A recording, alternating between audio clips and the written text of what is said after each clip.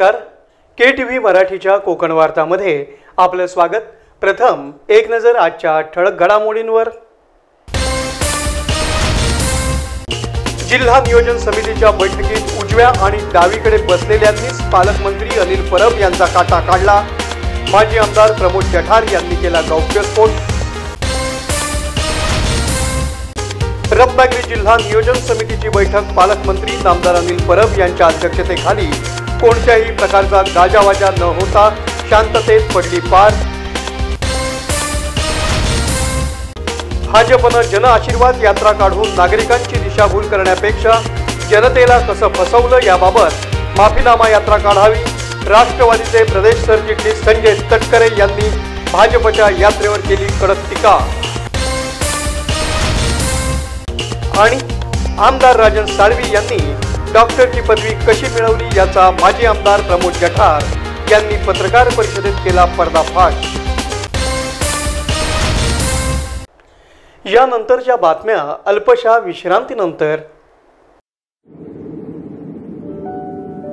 समुंदर की गोद में पला है तू, अंगड़ाई लेते ही लहरें शुरू.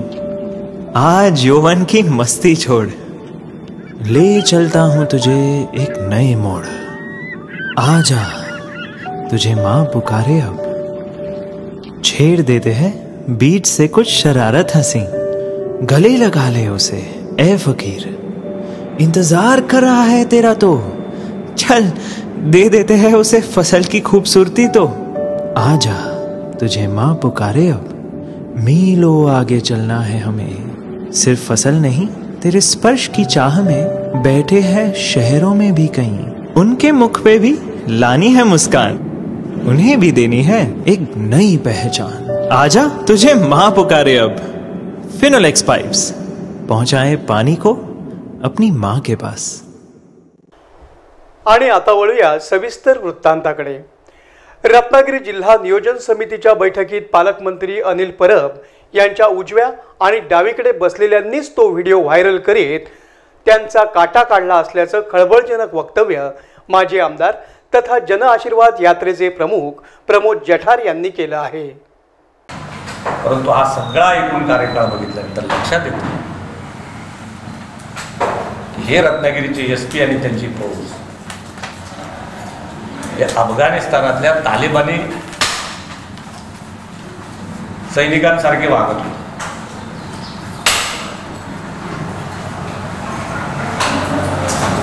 बरं झालं, मला माहित नाही अनिल परबांचा घात कोणी केला, उजवीकडे बसलेल्या माणसाने का डावीकडे बसलेल्या माणसाने. कारण या दोन्ही डाव्या उजव्यांना माहिती होतं की माईक सुरू आहे. आणि मी तुम्हाला जाहीर सांगतो, हे दोन्ही डावीकडे उजवीकडे बसलेले असंतुष्ट यांना अनिल परबांचा काटा काढायचा.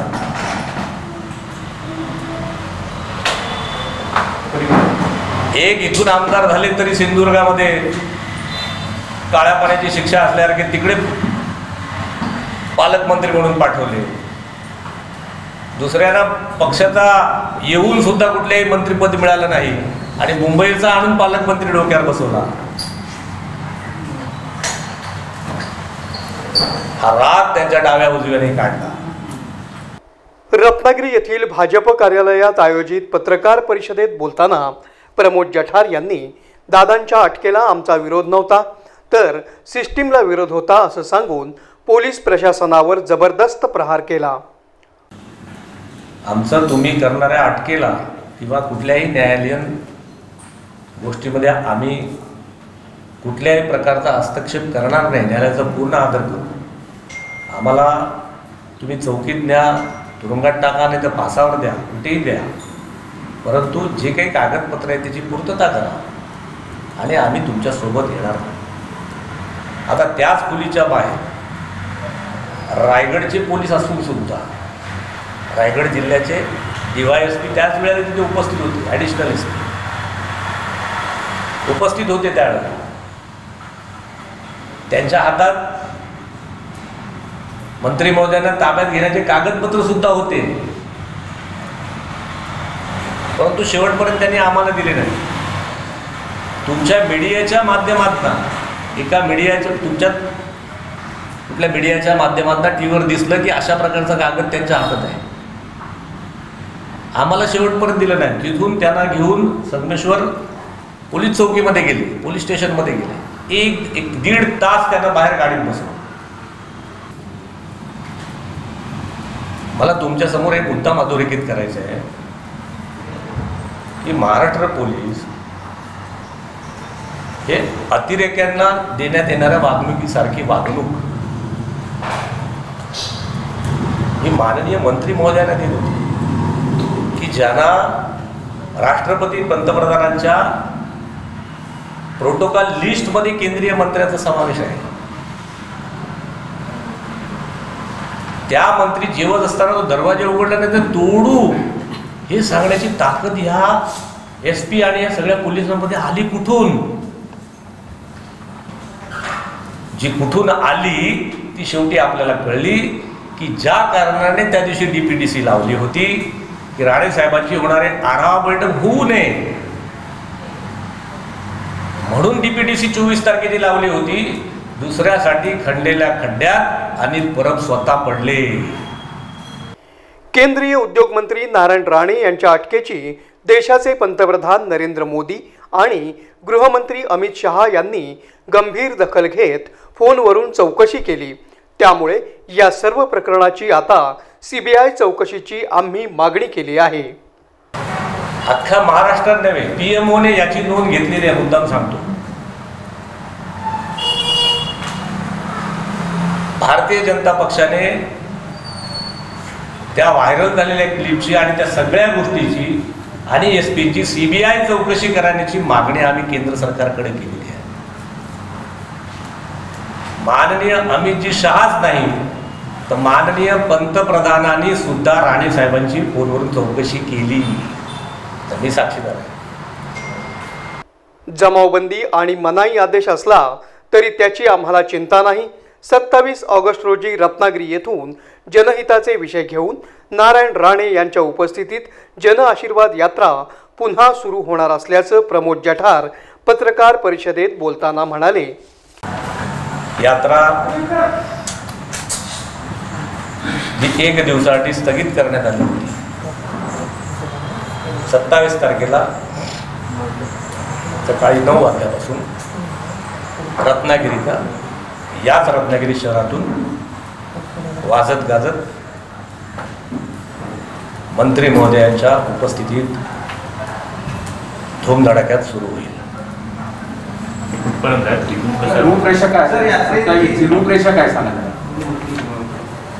दुपारी 2 वाजेपर्यंत डिटेल नंतर हे सांगतील, पाठवतील तुम्हाला सगळ्यांना. परंतु साधारणतः रूपरेषा रत्नागिरी जिल्ह्यामध्ये संध्याकाळी 4 वाजेपर्यंत असेल. सकाळी 9 ते संध्याकाळी 4 रत्नागिरी जिल्हा, इथून 4 नंतर सिंधुदुर्ग जिल्ह्याकडे ती प्रयाण करेल. हे कर्तव्य मंत्री महोदय त्या ठिकाणी बजावत आहे. म्हणून कर्तव्य बजावणाऱ्याला मनाई आदेशाची चिंता नाही. माननीय मंत्री महोदय पंतप्रधानांनी जे कर्तव्य त्या ठिकाणी सांगितले की जा जनतेचे उद्योग पुन्हा सुरू करा, जनतेला काय मदत हवी आहे, व्यापाऱ्यांना काय मदत हवी आहे, त्यांना कशा प्रकारे कर्ज हवं आहे, अशा प्रकारचे निर्देश त्या ठिकाणी माननीय मंत्री महोदयांना पंतप्रधानांनी दिलेले आहेत. त्यामुळे या सगळ्या गोष्टी करणं, कोविडमुळे 2 वर्ष जनता होरपळते, उद्योग नाही, धंदा नाही, आहे तो चालत नाही, उडलेला आहे, पूरग्रस्त झालेले आहे, या सगळ्यांना दिलासा देण्यासाठी म्हणून मंत्री महोदय जनतेपर्यंत जाणार आहे. कोकणचे नेते तथा केंद्रीय उद्योग मंत्री नारायण राणे हे दबंग मंत्री असल्यानं ते कोकणातील शेकडो प्रलंबित विषय मार्गी लावतील असा विश्वास प्रमोद जठार यांनी व्यक्त केला.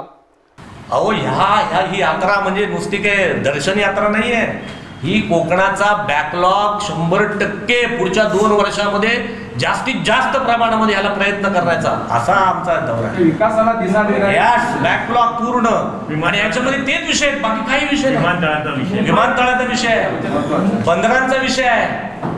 मी तुम्हाला सांगतो, एवढा दबंग केंद्रीय मंत्री म्हणजे गडकरी आमचे दबंग मंत्री मिळाले, मुंबई गोवा हायवेचा प्रश्न सुटला. 100 वर्षानंतर एकच गोष्ट सांगतो, 100 वर्षानंतर मुंबई गोवा हायवेचा प्रश्न सुटला. 350 वर्षानंतर राम मंदिराचा प्रश्न सुटला. 70-75 वर्षानंतर 370चा प्रश्न सुटला. हे जटिल प्रश्न देशापुढचे संपले. आमदार राजन साळवी हे डॉक्टर कुठून आणि कसे झाले यावर माजी आमदार प्रमोद जठार यांनी पत्रकारांना माहिती देत त्यांच्यावर टीका केली. मी जी तुला केली ती डॉक्टर राजन साळवीला कळलीच नाही, कारण त्यांचं इतिहासाचं ज्ञान तुकडं आहे. राजन साळवी डॉक्टर, हे डॉक्टर कुठून झाले हो सांगू मी? करू बोलखोल करू. पॅसिफिक महासागरामध्ये अनेक छोटी छोटी बेटं आहेत. त्या बेटामध्ये एक छोटं बेट ज्याच्यावरती 1,04,000 लोकसंख्या आहे. त्या बेटाचं नाव आहे टोंगा. काय नाव? टोंगा. काय नाव? या टोंगा नावाच्या देशाने यांना ऑनररी डॉक्टर नावाची पदवी दिलेली आहे, ज्याची लोकसंख्या याच्या मतदारसंघापेक्षा 1/3 आहे. अब्रू काढून घ्यायची आहे का कोणाची?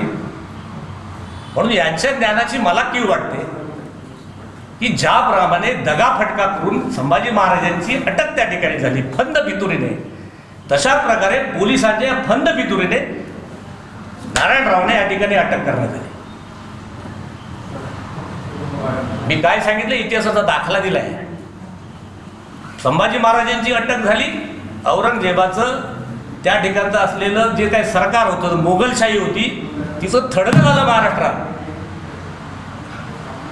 महाराष्ट्र सरकारने पण जी हिंमत दाखवली नारायणरावांना अटक करायचं, महाराष्ट्र सरकार सुद्धा त्याचं थडगं आम्ही महाराष्ट्रात बसवल्याशिवाय राहणार नाही, असं माझं वाक्य होतं.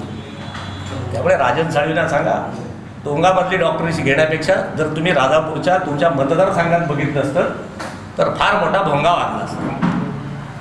दादांचं ते विधान चुकलं का असा थेट प्रश्न पत्रकारांनी विचारता प्रमोद जठार म्हणाले, ठाकरी भाषेत दिलेलं ते उत्तर होतं, कारण मुख्यमंत्र्यांसहित मोठमोठे नेते असे शब्दप्रयोग अनेक वेळा करत असतात असं ते म्हणाले. जठार साहेब, तुम्ही प्रमुख आहात ना, सीएम बाबतीत दादाने काढलेले ते शब्द चुकले तुम्हाला असं वाटतंय? मी सांगितलं फार छान विषय विचारला. बघा, दादा का चिडले?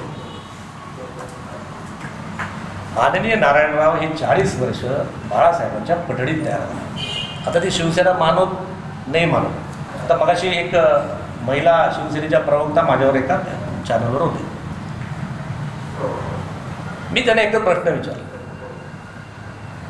की नारायणरावांना मुख्यमंत्री कोणी केलं? शिवसेनेत असतं बाळासाहेबांनी केलं. मग बाळासाहेबांच्या ह्या निर्णयाशी तुम्ही सहमत आहात की असहमत? जर बाळासाहेबांनी तो निर्णय त्यावेळेला घेतला होता, तो चूक होता का बरोबर होता? तुमचं मत सांगा. Blackout black. माझं म्हणणं आहे, या ठाकरे भाषेमध्ये हे दिलेलं उत्तर आहे. दसरा मेळाव्यामध्ये मी तुम्हाला क्लिप पाठवतो, तुमच्याकडे पण आहे, राणेसाहेबांनी पण सांगितलं. दसऱ्या भाषामध्ये हा योगी कोण? हा योगी मुख्यमंत्री कसा? आणि या योगीला म्हणजे योगी माननीय मुख्यमंत्री उत्तर प्रदेश, याला आपण चपलाने बडवू? म्हणजे ही प्रत्येक दसरा मेळाव्यामध्ये 10 अटक वॉरंट निघतील अशी यांची भाषा आहे. तरी सुद्धा मी म्हटलं, तरी सुद्धा भारतीय जनता पक्षाचा कुठलाही कार्यकर्ता त्यांच्या विरोधात गेला नाही. कारण जे पक्षाचे असे प्रमुख असतात, जे मोठे नेते असतात, बाळासाहेब असतील, प्रक्रिया अत्रे असतील, आचार्य अत्रे असतील, सावरकर होऊन गेले, टिळक होऊन गेले, अगदी सगळी मंडळी नेते मंडळी होऊन गेली, ही त्या तत्कालीन कारणामध्ये त्या परखड भाषेमध्ये ठोकतात. आणि ते वर्तमानपत्रामध्ये अशी किती मंडळी आहेत ठोकतात ती, आणि त्यांचं ऐकूनच घ्यायला पाहिजे आपण.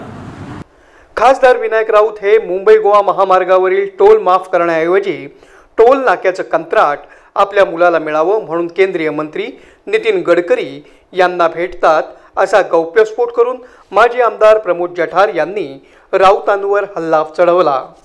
बघा, ॲक्सिडेंटली म्हणजे कुठलीही क्षमता नसलेला, हे बोलू नये फार, खासदार हे लोकप्रतिनिधी आहे, पण माझं कोकण दिवसांदिवस मरताना नाही मला बघवत नाही. एवढा निरुपद्रवी, उपद्रव पण नाही याचा काय, म्हणजे ह्याला स्वतःला पण काय फायदा नाही, ह्याला कोकणाला पण काय फायदा नसेल. बघा, हे 2 लाख लोकांना रोजगार देणारा हा प्रकल्प याने थांबवला, पण याच मुंबई गोवा, बघा माझं डायरेक्ट आक्षेप आहे, मुंबई गोवा हायवे ही ताई म्हणली आमच्याकडे झाला का रस्ता, तो दादा म्हणला 7 वर्ष रस्ता झाला नाही, पण हाच खासदार, हे सन्माननीय खासदार आपल्या मुलाला घेऊन हवे होणारं टोलचं कंत्राट मास्तर त्याच्या कंपनीला वाटेल. म्हणजे स्वतःचा पोरगा बेरोजगार राहू नये म्हणून ह्या धडपडणाऱ्या, ॲक्सिडेंट होणाऱ्या, आता पुरा न होणाऱ्या, खड्ड्यातल्या असलेल्या या भविष्यात 24-25 कधीतरी होईल गडकरी साहेबांच्या, मोदी साहेबांच्या आश्वासने त्या रस्त्याचं टोलचं कंत्राट मात्र ह्याच्या पोराला द्यायला मिळतं. पण त्याच गडकरी साहेबांकडे जाऊन की बाबा खडसाव विचारत का नाही, मला 7 वर्ष का नाही झाला, ह्या कंत्राटदारांना ब्लॅक लिस्टेड करा, मागणी झाली का एकदा तरी? कंत्राट मागवायला आणि गडकरीकडे गेली. अहो गेले, जग जाहीर आहे. ती कंपनी पण आम्ही सांगितली कुठली, टोल चांगला व्हावा म्हणून गेले नाही. अहो टोल कंपनीचं कंत्राट मिळावं राष्ट्र. आणि आम्ही काय सांगतोय की या रस्त्यावर गडकरी साहेबांकडे आम्ही गेलो की साहेब, सिंधुदुर्ग, रत्नागिरी, कोकणातल्या माणसाला टोल घेऊ नका, तुम्हाला टोल घ्यायचा असेल तर बाहेरच्या माणसाला टोल माफ करा, आम्ही टोल माफ करा म्हणून गेलो.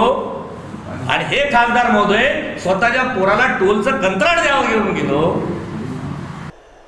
रत्नागिरी जिल्हा नियोजन समितीची बैठक पालकमंत्री नामदार अनिल परब यांच्या अध्यक्षतेखाली रत्नागिरी येथील अल्पबचत सभागृहात कोणत्याही प्रकारचा गाजावाजा न होता शांततेत पार पडली. हा सगळा राज्य शासनाने घेतला, त्यामुळे राज्य शासन त्यामध्ये जरूर काम करत आहे. जे एनडीआरएफच्या निकषाच्या बाहेर जाऊन अतिरिक्त पैसे कोकणासाठी राज्य शासनाने दिले. आपण आता म्हणालात की राज्य शासन आपलं चांगलं काम करतंय, महाविकासासारखं आपण सगळे चांगलं काम करतायत. मग शासनची चांगली कामं किंवा शासनाची चांगली योजना लोकांपर्यंत पोहोचण्यात तुम्ही कमी पडताय, तुम्हाला असं वाटत नाही? त्यासाठी आपण काय करणार आहात? कारण जनतेपर्यंत तुमचा मेसेज जातच नाही साहेब. लोकांपर्यंत पूर्ण प्रयत्न करतोय की आपण ही योजना पोहोचवण्याचा, आणि लोकांमध्ये आणि आमच्यामध्ये आपण दूध असतात, त्यामुळे आपण कशा योजना त्यांच्यापर्यंत सांगताय आमच्या, त्यावर देखील आमची योजना लोकांपर्यंत मदत होते. म्हणूनच आज आपल्या मार्फत आम्ही सगळ्या विकास निधीचे काय आज काय आकडा आहे तो आपल्या मार्फतच मागतोय, जेणेकरून शासन काम करते की आपल्या मार्फत लोकांपर्यंत जाऊ. जिल्हाधिकारी डॉक्टर BN पाटील यांनी पालकमंत्री अनिल परब, उच्च व तंत्रशिक्षण मंत्री नामदार उदय सामंत यांच्यासह आमदार, नियोजन समितीचे सदस्य आणि इतर अधिकाऱ्यांचं स्वागत केलं. तर नव्याने हजर झालेल्या जिल्हाधिकाऱ्यांचं जिल्हा परिषद अध्यक्ष विक्रांत जाधव यांनी स्वागत केलं.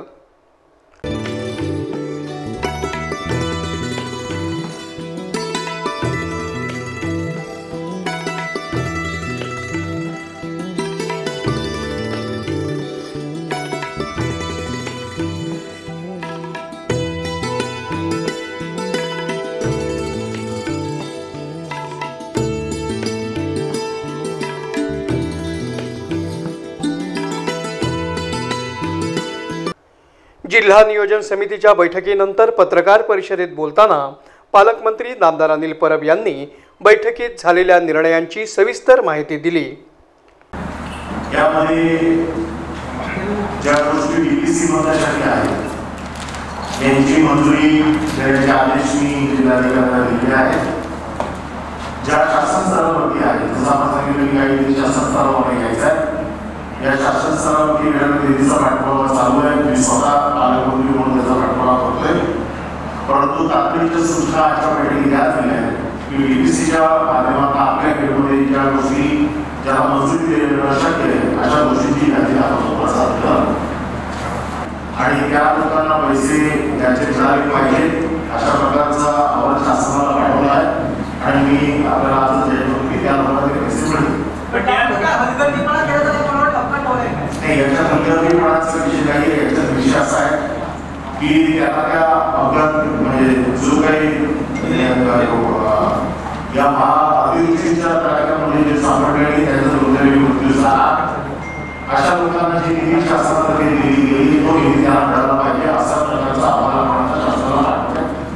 आणि मुख्यमंत्र्यांच्या देखील त्याच्या सूचना होत्या की हे पैसे त्याला मिळाले पाहिजे. जरी ते कोविडसाठी हॉस्पिटलमध्ये कोविडसाठी जरी ते ऍडमिट असतील तरी देखील त्यांना या अतिवृष्टीचा या जो निधी आहे तो त्यांना मिळाला पाहिजे अशी शासनाने शासनाची भूमिका आहे आणि त्याला ते कसे मिळतील. या प्रसंगी आमदार राजन साळवी, आमदार भास्कर जाधव, आमदार योगेश कदम, आमदार अनिकेत तटकरे, जिल्हा परिषदेच्या मुख्य कार्यकारी अधिकारी इंदुराणी जाखड, नियोजन अधिकारी सत्यविनायक मुळे, उपाध्यक्ष उदय बने आदी अधिकारी आणि नियोजन मंडळाचे सदस्य उपस्थित होते. भाजपने जन आशीर्वाद यात्रा काढण्यापेक्षा देशातील नागरिकांना कसं फसवण्याचं काम केलं आहे याबाबत माफीनामा यात्रा काढावी असं परखड मत राष्ट्रवादी काँग्रेसचे प्रदेश सरचिटणीस संजय तटकरे यांनी व्यक्त केलं आहे. मला एकच सांगायचं आहे की या भाजपचा लोकांना काय त्रास होईल किंवा आपल्याला काय समोर जायला लागेल याच्याशी काही देणं घेणं नाही. आताही जी ही जन आशीर्वाद यात्रा सुरू आहे, सगळ्यांनी सांगितलं की बाबा हे करू नका, तिसऱ्या लाटेचं संकट आहे, तरी यांची हे यात्रा सुरू आहे. आणि सांगायचा मुद्दा फक्त एवढाच आहे आता की आम्ही जे म्हणत होतो की यांचा जो हा सगळा प्लॅन आहे जन आशीर्वाद यात्रेचा, तो कुठेतरी बंगाल पॅटर्न जो त्यांनी बंगालमध्ये राबवला तो आता महाराष्ट्रात राबवायचं यांचं काम सुरू आहे. यात्रा काढायच्या, लोकांची माती भडकवायची, समाजामध्ये जातीमध्ये तेढ निर्माण करायचं आणि स्वतःची राजकीय पोळी भाजून घ्यायची, हाच एकमेव कार्यक्रम हा सगळ्या सध्या भाजपचा देशामध्ये सुरू आहे आणि आपण तो आता कालपासून महाराष्ट्रामध्ये सुरू झालेला पाहतो आहे. माझी एवढीच भाजपच्या सगळ्या नेत्यांना विनंती आहे, आपल्या माध्यमातून पंतप्रधानांना विनंती आहे की अजूनही वेळ गेलेली नाही. आपल्याकडे निवडून लोकांनी दिलेलं आहे तुम्हाला 2024 पर्यंत आपण ह्या सगळ्या लोकांची कामं करा, एक पॉझिटिव्हली कामं करा, लोकांना त्यांना दिलासा मिळेल असे सगळे निर्णय घ्या आणि हे सगळे जे यात्रा आणि हे सगळं आहे हे थांबवा. आणि ह्या यात्रेला आम्ही तर जनमाफी यात्रा ही यांनी आजपासून सुरू करायला पाहिजे. यांनी कोकणाच्या जनतेची आणि महाराष्ट्राच्या जनतेची माफी मागायला पाहिजे. रत्नागिरी इथं आयोजित पत्रकार परिषदेत बोलताना प्रदेश सरचिटणीस संजय तटकरे यांनी भाजप आणि केंद्र सरकारवर कडक शब्दात टीका केली. गेल्या 7 वर्षाचा यांचा आलेख मोदी सरकारचा जर आपण बघाल, यांची सुरुवात जी नोटबंदी झाली तेव्हापासून यांची सुरुवात झाली. आपण जर पाहिलं असेल, लक्षात असेल आपल्याला, तर नोटबंदीमध्ये सगळ्यात फटका जो सामान्य जनतेला बसला, लोक लाईनमध्ये उभी राहिली, लोकांकडे पैसे नव्हते, लग्न कार्य एखाद्याच्या घरी असेल तर त्याला काय त्रास सहन करावा लागला, एखाद्याच्या घरातलं कोण हॉस्पिटलमध्ये असेल तर त्याला काय यातना झाल्या असतील, याचा सगळा हिशोब भाजप कधी देत नाही. त्याच्यानंतर यांनी GST आणलं. GSTमुळे काय झालं तर जे कामधंद्यावर त्याचा विपरीत परिणाम झाला. आजही महाराष्ट्राच्या हक्काचे जवळजवळ 30,000 कोटी रुपये भारत सरकार देत नाही. GST न आल्यामुळे जो ताण पडत आहे राज्य सरकारवर, त्याच्यामुळे विकासाच्या कामाची गती ही कुठेतरी कमी होत आहे आणि याला कारणीभूत भाजप सरकार आहे. या प्रसंगी प्रदेश चिटणीस आप्पा सावंत, प्रांतिक सदस्य बशीर मुर्तुजा, जिल्हाध्यक्ष बाबाजी जाधव, माजी जिल्हाध्यक्ष कुमार शेटे, तालुका अध्यक्ष राजन सुर्वे, शहराध्यक्ष निलेश भोसले, नगरसेवक सुदेश मयेकर, दिशा दाभोळकर, सिद्धेश शिवलकर आदी उपस्थित होते. प्रदेश सरचिटणीस संजय तटकरे यांनी केंद्र सरकारच्या कारभारावर जबरदस्त प्रहार करत राष्ट्रवादीतर्फे त्यांचा भांडाफोड केला जाईल असं म्हणाले. पेट्रोल जवळजवळ 100 रुपयाच्या पार झालं, डिझेल 100 आता गाठेल, गॅस सिलेंडरचा भाव जवळजवळ 1001 पर्यंत पोहोचला. गोडे तेलाचे भाव हे जे 70 रुपये होते ते आज 160 रुपये 170 रुपये झाले. सांगायचा मुद्दा हा आहे, पार्लमेंटमध्ये उभं राहून, देशाच्या संसदेमध्ये उभं राहून हरदीप सिंग पुरी सांगतात की ह्या पेट्रोल आणि डिझेलमुळे आमच्याकडे 4.5 लाख कोटी रुपये जमा झाले. त्या 4.5 लाख कोटीमधनं आम्ही मोफत लसीकरण करतो, शेतकऱ्यांना मदत करतो. मित्रांनो, एक गोष्ट लक्षात घ्या, मोफत लसीकरणाचा खर्च अख्ख्या देशाचा हा 30,000 कोटी रुपये आहे. जी शेतकऱ्यांना मदत आपण करतो ती 6,000 रुपये वर्षाला, त्याचं अकाउंट पण जवळजवळ 70,000 कोटी रुपयापर्यंत येतं. तर उरलेल्या 3.5 लाख कोटींचं काय करता? आणि जो फायदा उद्योगपतींना आपण करून दिला त्याचा भुर्दंड सामान्य माणसाच्या खिशातनं पैसे काढून ही तूट भरून काढतायत असा आमचा स्पष्ट आरोप आहे. या भाजप सरकारला आपण विचारलं की बेरोजगारीचा डाटा द्या, तो यांच्याकडे नाही. यांना आर्थिकदृष्ट्या दुसरं काही विचारलं, यांच्याकडे तो डाटा नाही. म्हणजे हे डाटाहीन सरकार आहे. माहिती द्यायसाठी यांच्याकडे माहिती नाही, लोकांना फसवत राहायचं हा एकमेव धंदा या भाजप सरकारने हाती घेतलेला आहे. पुन्हा एक नजर आजच्या ठळक घडामोडींवर. जिल्हा नियोजन समितीच्या बैठकीत उजव्या आणि डावीकडे बसलेल्यांनीच पालकमंत्री अनिल परब यांचा काटा काढला. माजी आमदार प्रमोद जठार यांनी केला गौप्यस्फोट. रत्नागिरी जिल्हा नियोजन समितीची बैठक पालकमंत्री नामदार अनिल परब यांच्या अध्यक्षतेखाली कोणत्याही प्रकारचा गाजावाजा न होता शांततेत पडली पार. भाजपनं जन आशीर्वाद यात्रा काढून नागरिकांची दिशाभूल करण्यापेक्षा जनतेला कसं फसवलं याबाबत माफीनामा यात्रा काढावी. राष्ट्रवादीचे प्रदेश सरचिटणीस संजय तटकरे यांनी भाजपच्या यात्रेवर केली कडक टीका. आणि आमदार राजन साळवी यांनी डॉक्टरची पदवी कशी मिळवली याचा माजी आमदार प्रमोद जठार यांनी पत्रकार परिषदेत केला पर्दाफाश. याबरोबरच आजचं हे बातमीपत्र संपलं. पुन्हा भेटूया पुढील बातमीपत्रात. तोपर्यंत नमस्कार.